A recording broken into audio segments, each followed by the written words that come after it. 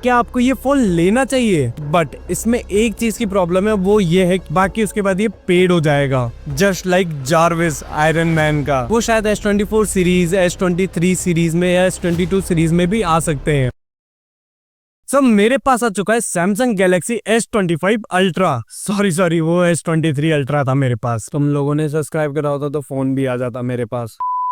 कल था सैमसंग का इवेंट और उसमें S25 सीरीज लॉन्च हो गई है और इस वीडियो में मैं बात करूंगा कि आपको क्या क्या चीजें देखने को मिलती है, क्या क्या डिफरेंस है और क्या आपको ये फोन लेना चाहिए। फर्स्ट ऑफ ऑल बात कर लेते AI के ऊपर। जैसा कि आपको पता है कि जब S24 सीरीज लॉन्च हुई थी तो उस पूरे इवेंट का नाम था गैलेक्सी AI। मोस्टली फोकस करा गया था पूरे AI फीचर्स के ऊपर। तो इस बार भी कैसे छूट जाता, इस बार भी आपको AI के ऊपर ज्यादा फोकस करा गया है। तो ऑब्वियसली हम शुरुआत करेंगे पहले AI पर। सबसे पहला जो AI है वो जेमिनी का AI है, जो पूरे ही फोन में इंटीग्रेट कर दिया गया है। तो आप पावर बटन पे जब प्रेस एंड होल्ड करते थे तो बिक्सबी ऑन होता था पहले, अब जेमिनी ऑन होता है और ये काफी तगड़ा AI है। इसके थ्रू आप फोन से बात कर सकते हो, इवन आप इसका कैमरा ऑन करके चीजें पूछ सकते हो कि ये चीज क्या है, कैसे क्या करना है, just like Jarvis iron man का। सोचो यार, आपके हाथ में एक फोन है और वो आपसे बात कर रहा है लाइक जारविस। आप उससे कुछ भी पूछ सकते हो, उसको कुछ दिखा के ही पूछ लो कि हाँ ये चीज क्या है। तो ये गूगल का जेमिनी है, तो सभी गूगल के प्रोडक्ट्स में काम करेगा और काफी सही तरीके से काम करता है जब मैंने इवेंट देखा था। बट इसमें एक चीज की प्रॉब्लम है, वो ये है कि ये सिर्फ 6 मंथ्स के लिए है, वो भी सिर्फ S25 सीरीज में। बाकी उसके बाद ये पेड हो जाएगा। आई विश 1 ईयर का तो देना ही चाहिए था। दूसरा सर्कल टू सर्च जो प्रीवियस S24 सीरीज में आया था, अब उसको एक स्टेप अहेड कर दिया है और सर्कल टू सर्च मैंने काफी यूज करा है इसको। कुछ भी चीजें सर्च करनी होती है बस सर्कल टू सर्च कर लो। एक स्टेप अहेड का मतलब अब ये आपको सजेशंस भी देता है कि आप इसमें क्या क्या चीजें ऐड ऑन कर सकते हो, जिप बनानी है, वॉलपेपर लगाना है, काफी चीजें, और ये काफी सही है। तीसरा है वो ड्रॉ एंड टेक्स्ट वाली इमेज जनरेशन का है। अब आप जो भी चीज ड्रॉ करोगे तो उसमें काफी सारे ऑप्शंस दिखा देता है कि आपको किस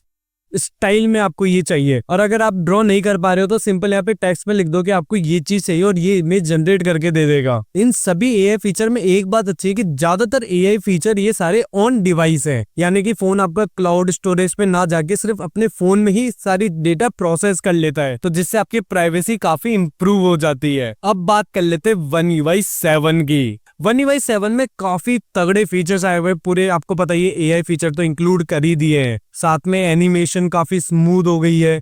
एक नया फीचर इंक्लूड कर दिया नाउ बार का, जो आपको रियल टाइम अपडेट देता रहता है। फॉर एग्जांपल अगर आप रिकॉर्डिंग कर रहे हो या फिर गूगल मैप्स में नेविगेशंस देख रहे हो तो, और मैं चाहता हूँ कि ये नौबत थर्ड पार्टी एप्लीकेशन के साथ भी सपोर्ट करे, जैसे जोमेटो या स्विगी। और आपको One UI 7 के बारे में और जानना है तो यूट्यूब पे आपको काफी सारी वीडियोस मिल जाएगी जो बीटा प्रोग्राम के साथ आई है, बट वो बीटा वर्जन में है। अब बात कर लेते हैं फोन के, क्योंकि ज्यादातर पूरा इवेंट AI के ऊपर ही था और फोन के ऊपर काफी कम बात करी गई है। अगर मैं स्टार्ट करूँ इसके डिजाइन से, तो डिजाइन में इतने मेजर अपग्रेड्स तो नहीं है, बस छोटे मोटे चेंजेस करे गए, जैसे कॉर्नर्स राउंडेड कर दिए गए हैं। जैसे मेरे पास S23 अल्ट्रा है तो उसके कॉर्नर्स काफी चुभते हैं मुझे और मैं लॉन्ग टाइम तक उसको होल्ड करके ऐसे नहीं रख पाता हूँ, तो राउंडेड कॉर्नर से ये काफी सही चीजें हो गई है। और इसकी जो डिस्प्ले साइज है वो 6.8 इंचेस से 6.9 इंचेस हो गए, यानी बेजल तो ना के बराबर है इसमें। बट एक मेजर अपग्रेड देखने को मिला इसके कैमरास में। जो 12 मेगापिक्सल का अल्ट्रा वाइड था वो 50 मेगापिक्सल का अल्ट्रा वाइड हो चुका है, जो काफी सही है। और इसके जो कैमरा रिंग्स है वो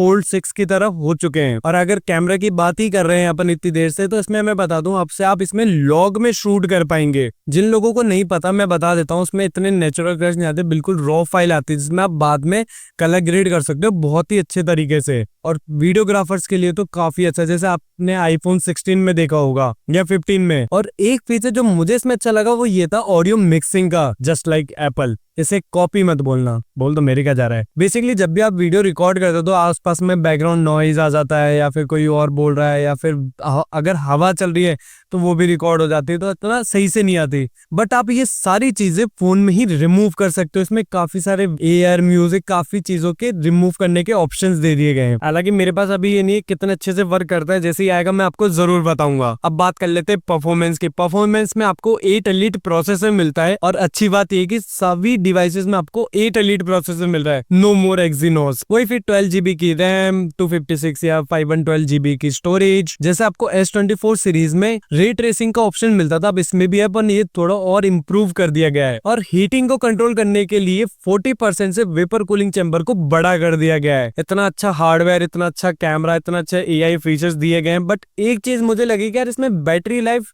कम है। I mean, ज्यादातर अब जो स्मार्टफोन्स आते जा रहे हैं उसमें 6000 7000 mAh बैटरी मिलती है आपको, बट इसमें अभी भी 5000 mAh की बैटरी है, जो आई विश ज्यादा आनी चाहिए थी। बट वो जो बैटरी वो सिलिकॉन कार्बन टेक्नोलॉजी पे बेस्ड है, और आप लोग जानते हो जैसे नई जो टेक्नोलॉजी होती है वो सैमसंग या एप्पल धीरे धीरे लेके आते हैं। मुझे एक चीज बढ़िया लगी, जो AI फीचर उन्होंने बताए वो आप S25 सीरीज में यूज कर पाओगे जैसे आप उसे खरीदते हो। आईफोन की तरह नहीं कि 1 साल तक वेट करो, फिर धीरे धीरे 3 महीने 4 महीने में रोल आउट होगा, अपडेट आएगा।